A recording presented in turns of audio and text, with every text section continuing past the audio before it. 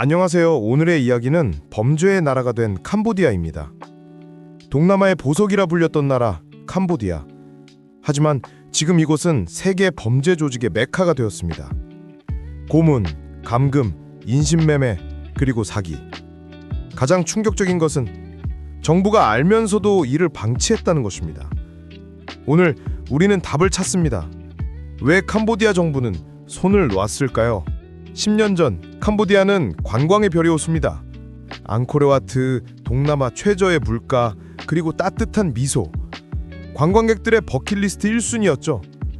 그런데 눈에 띄지 않는 곳에서 뭔가 달라지고 있었습니다. 국제 투명성 기구 TI의 2024년 부패인식 지수에서 캄보디아는 180개국 중 158위. 세계 최악 수준입니다. 경찰, 돈을 주면 눈을 감습니다. 판사, 뇌물을 받으면 판결이 바뀝니다. 정치인, 권력자라면 법이 없는 거나 다름없습니다. 법보다 돈이 강한 나라. 그렇게 캄보디아는 범죄자들의 낙원이 되어갔습니다. 2020년대 초 캄보디아에 수십억 달러의 중국 자본이 몰려들었습니다. 호텔, 카지노, IT 단지, 겉으로는 화려했죠. 하지만 그 안에는 악몽이 숨어 있었습니다. 사기 컴파운드. 겉으로는 리조트지만 실제로는 감금소였습니다.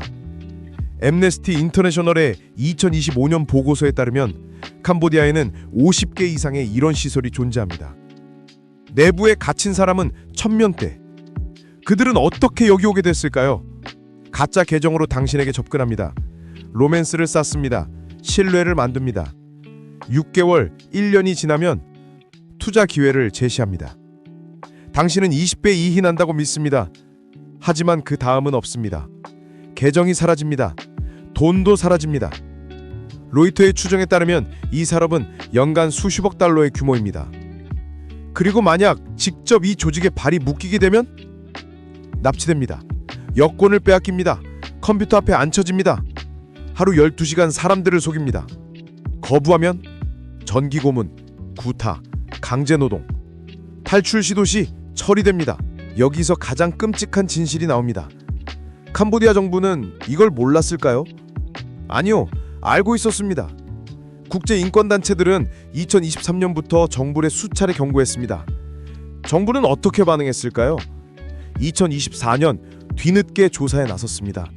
용의자 2100명을 체포했습니다. 하지만 그 이후 대부분 석방됩니다. 컴파운드는 계속 운영됩니다. UN 인권보고서는 이를 가리켜 연기 피우기식 대응이라 지적했습니다. 그런데 왜 정말로 손을 놨을까요? 그 이유는 간단하지만 끔찍합니다. 캄보디아 정부가 손을 놓은 이유는 세 가지입니다. 첫 번째, 돈이 되니까요. 캄보디아의 최저임금은 월 200달러, 1인당 GDP는 약 2600달러. 국가 전체가 가난합니다. 정부 관리들도 월급으로 먹고 살 수 없죠. 그런데 불법 자금이 흘러들면 기회가 생깁니다. 프린스 그룹의 수장 천즈는 부동산, 카지노, 막대한 부를 쌓았습니다.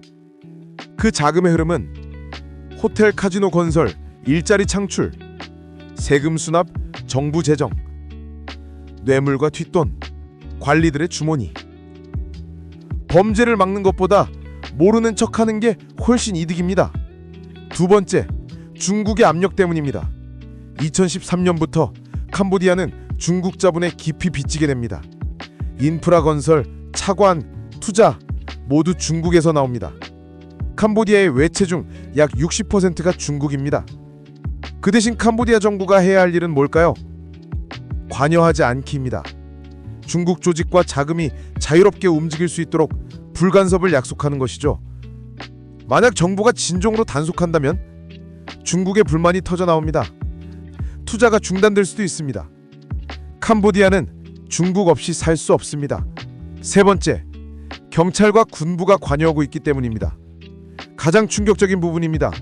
일부 경찰과 군인들은 범죄 조직으로부터 급여를 받습니다.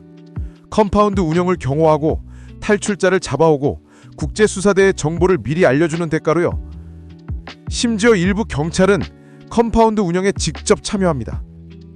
AP통신과 가디언의 조사에 따르면 캄보디아 경찰이 피해자 수색에 동원된 사례도 있습니다. 만약 정부가 진정으로 단속하려 한다면 자신들의 동료를 고발해야 합니다. 상관을 법에 세워야 합니다. 경찰청 내 부패를 폭로해야 합니다. 그러면 권력 체계가 흔들립니다. 군분의 반발이 터져 나옵니다. 정부가 붕괴될 수도 있습니다. 결국 손을 놓는 게 가장 안전한 선택입니다. 이게 지금 캄보디아의 현실입니다. 정부가 아니라 범죄 조직이 나라를 통치합니다. 그 피해자들은 누굴까요? 중국, 베트남, 필리핀, 인도네시아, 미얀마, 그리고 한국입니다. 좋은 일자리가 있다는 광고에 눈이 멀었던 사람들, 여권을 빼앗기고 감금당했습니다. 고문당했습니다. 죽음까지도 목격했습니다. AP통신은 캄보디아에서 한국인 피해자가 강제노동에 동원되거나 사망한 사례를 보도했습니다. 한국 정부는 여행 경고를 올렸습니다. 그렇다면 정말 끝일까요? 아니요, 움직임이 있습니다. 미국 국무부는 2025년 캄보디아를 인신매매 3단계 국가로 지정했습니다. 경제 제재 대상입니다. 유럽연합도 자금 세탁 추적 시스템을 강화했습니다. 중요한 것은 이제 불법 자금이 더 이상 자유롭게 움직일 수 없다는 뜻입니다. 캄보디아 내부의 진화도 있습니다. 젊은 활동가들과 기자들이 계속 진실을 폭로하고 있습니다. 피해자들의 가족들도 SNS에서 조직적으로 목소리를 높이고 있습니다. 국제 압력 속에 캄보디아 정부도 새로운 인신매매 방지 법안을 통과시켰습니다. 하지만 여기가 중요합니다. 법이 정말 지켜질 것인가? 단속이 진짜일 것인가? 피해자가 진정으로 보호될 것인가? 그것은 우리가 지켜보고 말하고 잊지 않을 때 비로소 가능합니다.